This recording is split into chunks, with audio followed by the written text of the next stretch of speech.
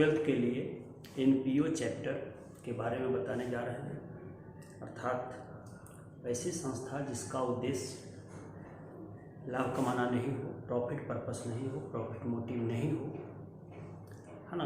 तो उसके बारे में आज हम उसका इंट्रोडक्शन, उसमें कौन कौन से अकाउंट बनते हैं, किस प्रकार तैयार किए जाते हैं, इसके बारे में हम डिस्कशन करेंगे। ठीक है, तो सबसे पहले ये जानना है कि NPO ऑर्गेनाइजेशन, NPO है ना, होता क्या है।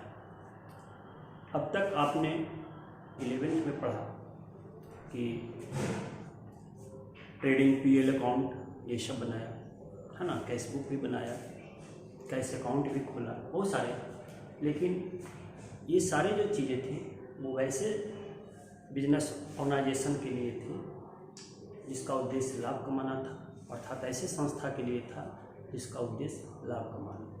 लेकिन आपको इसकी भी ज़रूरत पड़ सकती है या पड़ती है कि कुछ ऐसे संस्थान हैं जिनका उद्देश्य लाभ कमाना नहीं है, उनका भी अकाउंट होता है, उनका भी अकाउंट बनाया जाता है। तो सबसे पहले ये जानें कि वो संस्था है क्या, कौन कौन से संस्थान ऐसे हैं जिनका उद्देश्य लाभ कमाना नहीं है। तो NPO का मतलब ही है नॉट फॉर प्रॉफिट ऑर्गेनाइजेशन, लाभ नहीं कमाने वाली संस्थान। ये सरकारी और प्राइवेट दोनों हो सकते हैं। बहुत सारी से संस्थान है ना, जो अपना कार्य कर रही है समाज कल्याण के लिए, समाज सेवा के लिए, धर्म प्रचार के लिए, है ना, शिक्षा प्रसार के लिए, स्वास्थ्य सेवा, मनोरंजन के लिए, इन सारी चीज़ों के लिए। इसके अलावे कुछ ऐसे सोसाइटी, कुछ ऐसी कमिटियां हैं जो अपने सदस्यों के हित का ध्यान रखने के लिए बहुत सारे कार्य करते हैं। बहुत सारे ऐसे संस्थान हैं जिनका उद्देश्य, है ना, अपने मेंबर का सेवा प्रदान करना, उसे सुविधाएं उपलब्ध कराना। और कुछ ऐसे संस्थान भी हैं जो कई चीज़ों को प्रमोट करते हैं, बढ़ावा देते हैं, है ना, जैसे धार्मिक रूप में धर्म को बढ़ावा देना, कल्चर को बढ़ावा देना, है ना, शिक्षा को की ओर सबको अग्रसर बढ़ावा देना। बहुत सारे ऐसे संस्थान हैं। तो इन संस्थान का भी, इन ऑर्गेनाइजेशन का भी अकाउंट तैयार करना जरूरी है और किया जाता है। ठीक है, तो वैसे संस्थान जिसका उद्देश्य लाभ कमाना नहीं हो, है ना, वही नॉट फॉर प्रॉफिट ऑर्गेनाइजेशन कहा जाता है। उन संस्थान में बहुत तरह के संस्थान होते हैं, जैसे आप एजुकेशन से रिलेटेड ले लीजिए तो स्कूल कॉलेज, स्वास्थ्य से रिलेटेड ले लीजिए तो हॉस्पिटल वगैरह है। बहुत सारे ऐसे हैं जो फ्री में लोगों को स्वास्थ्य सुविधाएं उपलब्ध कराते हैं, है ना। मनोरंजन के लिए क्लब है, शिक्षा प्रचार प्रसार के लिए लाइब्रेरी है। बहुत तरह के ऐसे संस्थान हैं जो अपने मेंबर को, अपने सदस्यों को या और समाज को, लोगों को, है ना, बहुत तरह की कार्य के लिए प्रमोट करते हैं, बढ़ावा देते हैं। इसके अलावा प्रोफेशनल लोगों का, पेशेवर लोगों का अपना कमेटी होता है, जैसे चैम्बर ऑफ कॉमर्स हो गया, है ना, लॉयर का, अधिवक्ता का अपना संघ होता है, डिफरेंट तरह। तो ये अपने सदस्यों का, है ना, हितों का, उनसे संबंधित जो भी उनके हित से संबंधित कार्य होते हैं वो उनको करते हैं। बट मेन इसमें यही बात है कि ये सारे संस्थान लाभ नहीं कमाते हैं, फिर भी ये संस्थान चलते हैं, और कैसे चलते हैं, है ना, इन्हीं सारी बातों का इसमें जिक्र होता है। अब ये है कि ये संस्थान जो बिजनेस मोटिव से वर्क नहीं करते हैं, तो फिर इनके पास सारे धन, है ना, फिनेंशियल रिसोर्स कहाँ से प्राप्त होते हैं। तो ये सारे संस्थान अपने फिनेंशियल रिसोर्स डिफरेंट प्रकार के अनुदान, सब्सिडी, ग्रांट, सब्सक्रिप्शन, लीगेसी, वसीयत, माने लोगों के दान पे, लोगों के, है ना, द्वारा दिए गए ग्रांट पे, सरकार द्वारा दिए गए ग्रांट पे, ये सब पे डिपेंड करते हैं। अगर इन संस्था के द्वारा अगर इन सारे धन का सही ढंग से इस्तेमाल ना हो, तो फिर इन संस्था के प्रति लोगों की रुचि घट जाएगी और समाज कल्याण, समाज सेवा, बहुत तरह के जो बढ़ावा देने वाला जो कार्य लोगों के हित के लिए, वो बंद हो जाएगा। और ये संस्थान का जो भी पैसा आता है वो फंड बेस्ड होता है, कहीं से न कहीं कोष के रूप में आता है और उसका इस्तेमाल होता है। इन सारे संस्थान का जो भी हिसाब किताब तैयार होता है वो सिंगल एंट्री भी होता है और डबल एंट्री भी होता है। यदि संस्थान बहुत छोटा है ना, तो वो सिंगल एंट्री के हिसाब से भी अपना काम कर लेता है, और अगर संस्थान बड़ा है तो वो डबल एंट्री के हिसाब से अपना डबल एंट्री सिस्टम को फॉलो करते हुए उसको भी अपना हिसाब किताब तैयार करना पड़ता है, ताकि फ्यूचर में बजट बनाने के लिए है ना रिकॉर्ड तैयार हो वो अकाउंट, और उससे वो अपने फ्यूचर के लिए अपना अनुमानित खर्च को एकत्र करने में है ना, उसके लिए फंड उपलब्ध कराने में उनको सहयोग मिलता है। तो ये सब इसके उद्देश्य हैं। इस संस्था का लेखांकन अकाउंटिंग तैयार करने का दो उद्देश्य होता है। पहला तो होता है कि संस्था में जो हित रखते हैं, संस्था से जो मतलब रखते हैं, उन सारे लोगों को यह जानकारी होनी चाहिए कि हमने जो भी फिनेंशियल अफेयर्स अर्थात जो धन हम संस्था में दिए उसका किस तरह से इस्तेमाल हो रहा है, कहाँ इस्तेमाल हो रहा है। दूसरा, गवर्नमेंट विशेष अधिनियम के द्वारा भी इन सारे संस्था को सरकार के द्वारा भी नियंत्रित किया जाता है। तो गवर्नमेंट भी चाहता है कि संस्था में जितने भी प्रकार के कार्य हो रहे हैं, जितने भी धन आते हैं, जितने भी फिनेंशियल रिसोर्सेज में अवेलेबल होते हैं, उसका किस तरह से संस्था इस्तेमाल करती है, क्या वो गलत इस्तेमाल तो नहीं हो रहा, मिस एप्रोप्रिएशन तो नहीं हो रहा, एम्बेजलमेंट तो नहीं उसमें शामिल है। इन सारी चीज़ों को रोकने के लिए, ताकि संस्था है ना लोगों के कल्याण के लिए डिफरेंट तरह के सेक्टर को बढ़ावा देने के लिए है ना अच्छी दिशा में अग्रसर हो। ठीक है, तो ये संस्था का यही मूल उद्देश्य होता है। अब इसके अकाउंटिंग ट्रीटमेंट की जब बात करते हैं तो इसके अकाउंट में मुख्य रूप से तो ये संस्था ज़्यादातर अपनी अकाउंट कैश बेसिस पे ही तैयार करती है ना। लेकिन जो संस्थाएं बहुत छोटी होती है वो सिर्फ अपना कैश बुक रखते हैं और थोड़ा सा कुछ मेमोरेंडम बुक हो गया, जैसे स्टॉक रजिस्टर हो गया, स्टाफ का अपना सैलरी वेजेज का हो गया, मेंबर का रजिस्टर हो गया इत्यादि। इन सारे बही खाता के से ही अपना काम चलाते हैं जब संस्था बहुत छोटे होते हैं तब। लेकिन जब वही संस्था का आकार बहुत बड़ा होता है, जहाँ काफ़ी धन का इस्तेमाल होता है जहाँ, तो उसके लिए उसे डबल एंट्री सिस्टम रूल को ही फॉलो करना पड़ता है, ताकि वो अपना अकाउंटिंग रिपोर्ट, अपनी फिनेंशियल पोजीशन को वो लोगों के बीच, गवर्नमेंट के बीच प्रस्तुत कर सके। तब इन संस्था को है ना बनाना तैयार करना पड़ता है। सबसे पहले मुख्य जो बही होता है वो कैश बेसिस पे होता है, कैश रिसिप्ट और कैश पेमेंट, अर्थात रिसीट एंड पेमेंट अकाउंट पहला। दूसरा होता है बनाया जाता, आगे बनता है इनकम एंड एक्सपेंडिचर अकाउंट। उसके बाद ये संस्था बनाता है बैलेंस शीट, है ना। तब संस्था की पूरी आर्थिक स्थिति स्पष्ट हो जाती है और वो ऑथेंटिक हो जाता है, विश्वसनीय हो जाता है सबके लिए। तो सबसे पहले हम चर्चा करते हैं कि इसका पहला जो अकाउंट तैयार होता है वो receipt and payment account. Receipt and payment account cash basis account है, जिसमें कैश रिसिप्ट और कैश पेमेंट को ही दिखाया जाता है। जैसा कि आपने पहले भी पढ़ा है कैश बुक या कैश अकाउंट लेजर में, तो जो वहाँ मूल कॉन्सेप्ट उसका है कैश बुक का, वही मूल कॉन्सेप्ट इस संस्था में है ना रिसीट एंड पेमेंट अकाउंट का है। आप यूँ भी कह सकते हैं कि प्रॉफिटेबल ऑर्गेनाइजेशन, लाभ कमाने वाली संस्था अगर कैश अकाउंट कैश बुक तैयार करती है तो ठीक उसी रूप में not for profit organization receipt and payment account, जो कि कैश बुक ही है, नॉट फॉर प्रॉफिट ऑर्गेनाइजेशन का लिए वो कैश बुक ही है। और कैश बुक में जो भी एंट्री होता है या जो भी उसमें आइटम्स डाले जाते हैं डेबिट या क्रेडिट, ठीक है, रिसीट पेमेंट अकाउंट में वो सेम कैश बुक के तरह ही। अब है कि रिसीट पेमेंट अकाउंट में चूंकि ये संस्था फंड बेस्ड होता है ना, इसको दूसरे आगे बताएंगे अगले वीडियो में कि ये फंड बेस्ड अकाउंटिंग है कैसे है। अभी हम रिसीट पेमेंट अकाउंट पे फोकस कर रहे हैं। तो रिसीट पेमेंट अकाउंट में रिसिप्ट डिफरेंट तरह का होता है। मेनली जैसे बहुत तरह का छोटे छोटे भी रिसिप्ट हो जाते हैं, संस्था में पैसे आते हैं, बड़ा अमाउंट भी आता है ना, कुछ स्पेशल मकसद से भी आता है, कुछ अलग डिफरेंट रीजन से भी आता है। इसी तरह से डिफरेंट रीजन में, डिफरेंट मैटर में धन एक्सपेंस भी होता है।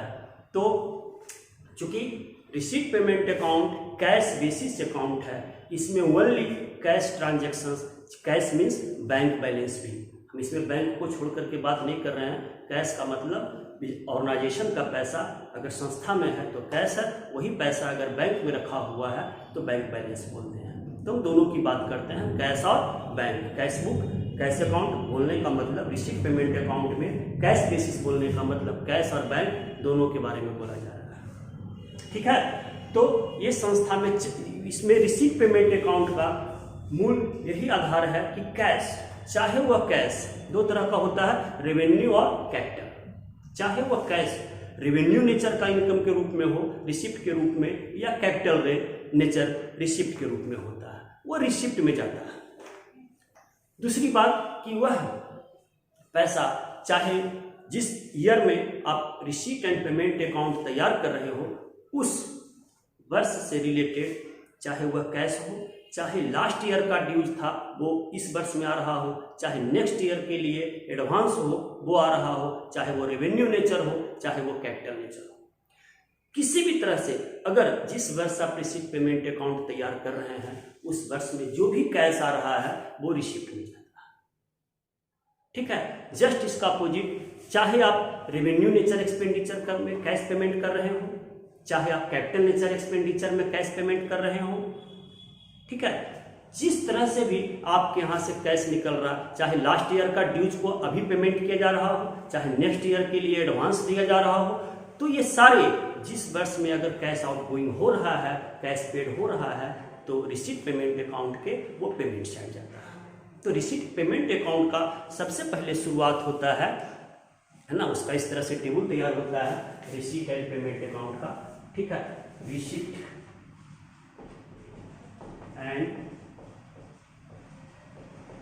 पेमेंट अकाउंट, इसमें भी डेबिट क्रेडिट लिखा जाता है, डेबिट और क्रेडिट। ठीक है, तो डेबिट साइड में ही रिसीप्ट होता है और अमाउंट इसका हो गया, ये पेमेंट होता है और इसका भी अमाउंट हो गया।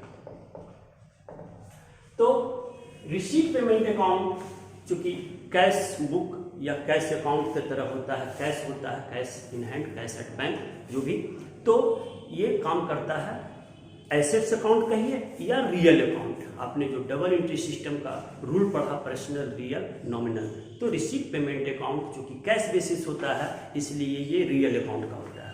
तो रियल अकाउंट का रूल है debit what comes in, credit what goes out, अर्थात जो भी पैसा आ रहा है, कैश आ रहा है, बैंक बैलेंस बढ़ रहा है, वो डेबिट।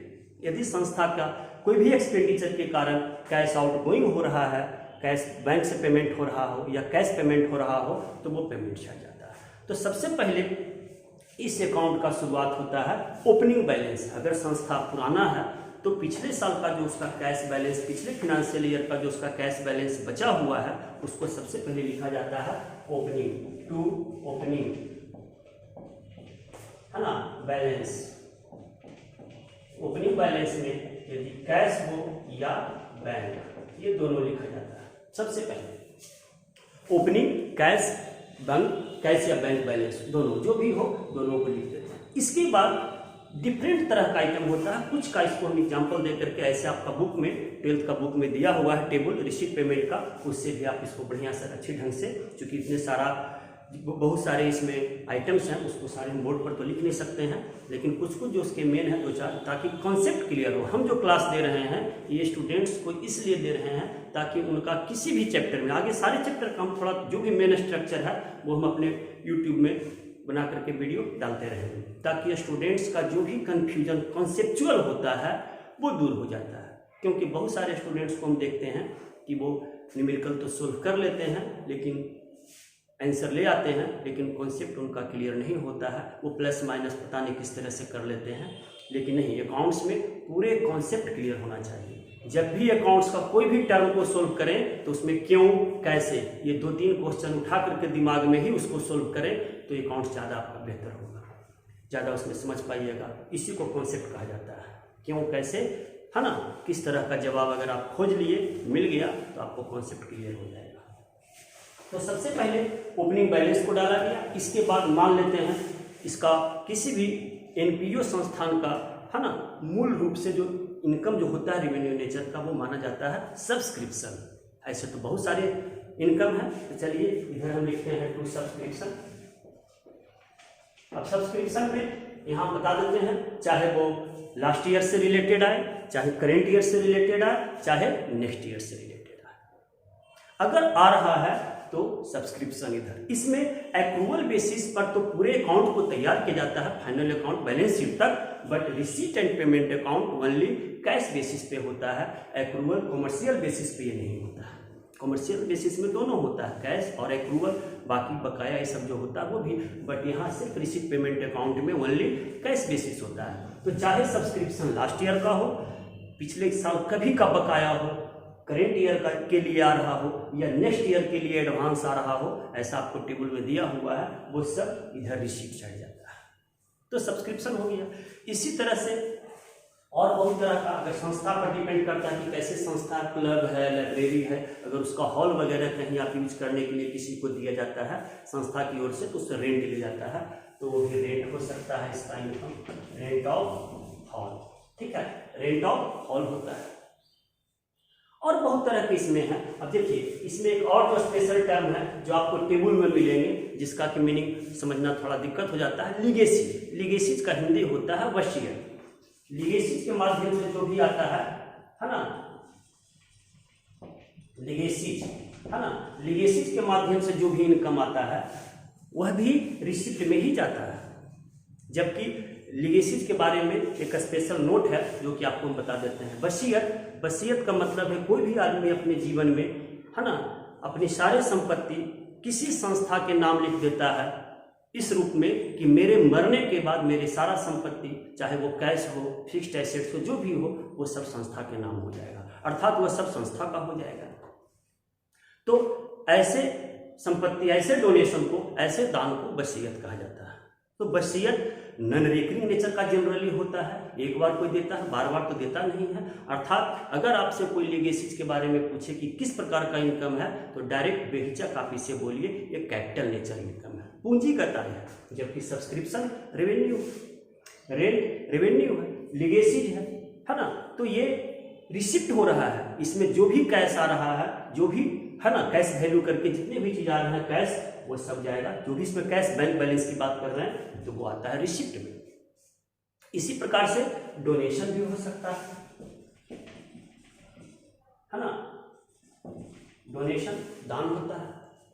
अब लीगेसीज का अगर क्वेश्चन में आप जब क्वेश्चन सोल्व कर रहे होते हैं तो आगे चल करके जब इनकम एक्सपेंडिचर बनाइएगा तब आपको एक कन्फ्यूजन क्रिएट होता है कि अगर लीगेसीज का अमाउंट बहुत छोटा है, छोटा अमाउंट है, और क्वेश्चन में उसमें नोट्स पे ध्यान देना पड़ता है, हिंट में अगर क्वेश्चन में कुछ कह रहा है कि छोटा अमाउंट है तो उसे रेवेन्यू नेचर का भी ट्रीट किया जाता है और इनकम एक्सपेंडिचर में डाला जाता है। लेकिन जनरली लीगेसीज कैपिटल नेचर इनकम है, चूँकि नॉन रेकरिंग होता है, बड़ा अमाउंट होता है, इसलिए ये कैपिटल नेचर इनकम है। डोनेशन एक बार कोई देता है, हैवी अमाउंट, ये कैपिटल नेचर इनकम है, रिसिप्ट है।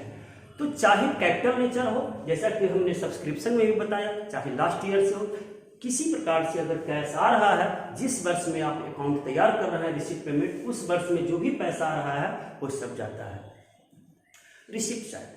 ठीक इसी प्रकार से यदि आप पेमेंट की बात करते हैं, है ना, क्रेडिट साइड, इसमें बहुत सारे आइटम्स हैं जो कि आपको हम बुक की सहायता लेने की बारे में सलाह दे रहे हैं। उस बुक में आप देख सकते हैं, है ना, कुछ इसमें ऐसे वर्ड है जो नया नया जो 11th में आप जिससे अपन भी थे, तो इसमें आप उसको समझ सकते हैं। वैसे एक लीगेसी था, डोनेशन है, और बहुत सारे ऐसे वर्ड हैं, है ना, जो इसमें यूज हो सकते हैं। अब है पेमेंट साइड। तो पेमेंट साइड में सबसे पहले पेमेंट रेवेन्यू नेचर का जनरली पहले समझ लीजिए। तो रेवेन्यू नेचर का बहुत सारा खर्च होता है संस्था का, स्टाफ को सैलरी देना है ना, तो लिख सकते हैं बाय सैलरी, ठीक है। रेंट देना है तो बाय रेंट, ठीक है, सैलरी है, रेंट है, और बहुत तरह का जो एक्सपेंडिचर है, जैसे रिफ्रेशमेंट का खर्चा है तो रिफ्रेशमेंट कर सकते हैं, रिफ्रेशमेंट, अब स्टाफ को नाश्ता वगैरह के लिए ये सब जो होता है बाहर में कहीं कुछ बहुत तरह का जो खर्च है, अब संस्था पे डिपेंड करता है कि वो कैसी संस्था है। तो रेवेन्यू का मतलब हम बार बार बोल रहे हैं कैपिटल रेवेन्यू। चलिए पहले आप बीच में हम आपको इससे अवगत करा दें, थोड़ा सा याद दिला दें, क्योंकि बिना कैपिटल इनकम एक्सपेंडिचर और बिना रेवेन्यू इनकम एक्सपेंडिचर का आपका फाइनल अकाउंट पूरा नहीं हुआ होगा और नहीं होता है, क्योंकि ये दोनों को दो पार्ट में बांटना बहुत जरूरी है। रेवेन्यू नेचर संक्षेप में समझ लीजिए, वैसा एक्सपेंडिचर या इनकम जो रेकरिंग नेचर का हो, जो रिपीटेड नेचर का हो, एक फिनेंशियल ईयर में कई बार आता है, और जो शॉर्ट पीरियड के लिए थोड़ा अमाउंट है ना रेगुलर बेसिस पे वो संस्था का जो भी संस्था है, जो भी ऑर्गेनाइजेशन है, उसका नेचर के अनुसार वो आते रहता है। रेवेन्यू नेचर का, रिपीटेड नेचर का, जैसे सब्सक्रिप्शन आते रहेगा, रेंट है महीने महीने आते रहेगा, अगर और कुछ ऐसा संस्था का यूज हो रहा है जो मंथली नेचर का है ना, जो रिपीटेड नेचर का है, वो रेवेन्यू नेचर का। कैपिटल नेचर है, जैसा कि हम बता चुके, कैपिटल नेचर अगर इनकम की बात करते हैं तो बहुत सारा ऐसा है, जैसे इस संस्थान एनपीओ की बात करते हैं तो लीगेसी है, डोनेशन है। अगर और संस्थान, सब सारे संस्थान की बात करते हैं तो एसेट्स को बेच करके, कोई भी फिक्स्ड एसेट्स को, लैंड, बिल्डिंग, प्लांट, मशीन को बेच करके पैसा आता है। अगर आप और आगे की बात करते हैं, शेयर, प्रीमियम वगैरह का जो पैसा आता है, जो नॉन रेकरिंग नेचर का है, जो रिपीटेड नहीं है, जो संस्था का जो बिजनेस का नेचर है उससे ना हो करके दूसरे रीजन से है ना आते रहता है, और रिकरिंग नेचर का नहीं होता है, रिपीटेड नहीं होता है। यूँ भी आप कह सकते हैं जो आपका जिस एक्सपेंडिचर से आपका कैपिटल एसेट्स का निर्माण भी होता है, तो एक्सपेंडिचर में, और जिससे आपका कैपिटल पूंजी का इस्तेमाल होता है ना, वो उस तरह से इसमें शामिल होता है। तो खैर अब यहाँ हम बात कर रहे हैं तो एक कैपिटल नेचर और रेवेन्यू नेचर। तो कैपिटल नेचर इनकम की बात करें तो लैंड बेच दीजिए, प्लांट बेच दीजिए, मशीन बेच दीजिए, और चूंकि आपका बिजनेस कुछ और है, या एनपीओ संस्थान का कोई फिक्स्ड एसेट्स को सेल कर दीजिए, उससे जो पैसा आता है, लीगेसी जाता है, डोनेशन, ये सब कैपिटल नेचर है। ये नॉन रेकरिंग नेचर है, ये स्थायी नेचर है। ठीक है, तो इनकम एक्सपेंडिचर की भी बात किया जाए तो सैलरी, रेंट, कमीशन, जैसा कि हम बता ही चुके। इसके अलावा आप बिल्डिंग खरीदिए, फर्नीचर खरीदिए, प्लांट खरीदिए, मशीन खरीदिए, लाइब्रेरी है, बुक खरीदिए, तो जो कि एक बार खर्च एक्सपेंडिचर होता है और उसका जो बेनिफिट है आने वाले कई वर्षों तक मिलता रहता है ना। जो रिपीटेड खर्च रेकरिंग नेचर का नहीं होता है, वो कैपिटल नेचर एक्सपेंडिचर होता है, जो कि आपने 11th में इसे पढ़ा होगा। तो यहाँ भी उसी चीज को क्लासिफाइड करना है, रेवेन्यू और कैपिटल। तो यहाँ रेवेन्यू नेचर चाहे रिसिप्ट हो या कैपिटल नेचर, रिसिप्ट होता है, कैश बेसिस होता है ना, कैश आ रहा है, यहाँ कैश पेमेंट हो रहा है, चाहे वो रेवेन्यू नेचर हो, चाहे वो कैपिटल नेचर हो, चाहे लास्ट ईयर से रिलेटेड वो पेमेंट हो, चाहे नेक्स्ट ईयर से रिलेटेड पेमेंट हो, चाहे करेंट ईयर से रिलेटेड अगर पेमेंट हो रहा है तो। अब इसमें हम कैपिटल नेचर की बात करते हैं, तो जैसे फर्नीचर खरीदा तो बाई फर्नीचर है ना, फर्नीचर हो गया, फर्नीचर खरीदने में पैसा जा रहा, आउटगोइंग हो रहा, बिल्डिंग हो गया, ईटीसी बहुत सारे ऐसे एक्सपेंडिचर हैं जो कि कैपिटल नेचर। तो रिसीट पेमेंट अकाउंट में कैश बेसिस होता है, ओनली कैश, अगर किसी भी माध्यम से कैश बैंक बैलेंस बढ़ रहा है या कैश आ रहा है तो रिसिप्ट जा रहा है, तो पेमेंट जिस फिनेंशियल ईयर का बना रहे हैं उस फिनेंशियल ईयर। अब जब इसका हम बैलेंस निकालते हैं तो रिसीट पेमेंट अकाउंट का बैलेंस है ना, कैश या बैंक बैलेंस शो करता है, क्योंकि ये कैश बुक का ही, कैश अकाउंट का ही रूप है, नॉट फॉर प्रॉफिट ऑर्गेनाइजेशन के लिए, अर्थात एक कैश अकाउंट की तरह, कैश बुक की तरह ही रिजल्ट देता है क्लोजिंग बैलेंस, है ना। तो अगर हम दोनों साइड को जोड़ते हैं तो जो बैलेंस निकलेगा यही होता है बाई बैलेंस, है ना, या बाई क्लोजिंग बैलेंस कर सकते हैं, क्लोजिंग है ना बैलेंस, क्लोजिंग बैलेंस में कैश भी हो सकता है और बैंक बैलेंस भी, दोनों हो सकता है। इसे आगे नेक्स्ट मंथ, नेक्स्ट ईयर जो भी होता है उसके लिए इसे फॉरवर्ड कर दिया जाता है, नेक्स्ट ईयर के लिए, नेक्स्ट अकाउंटिंग के लिए। रिसीट पेमेंट अकाउंट अब अगले बार जब भी बनेगा तो ये ओपनिंग बैलेंस बन करके जाता है। तो रिसीट पेमेंट अकाउंट का मूल कॉन्सेप्ट है।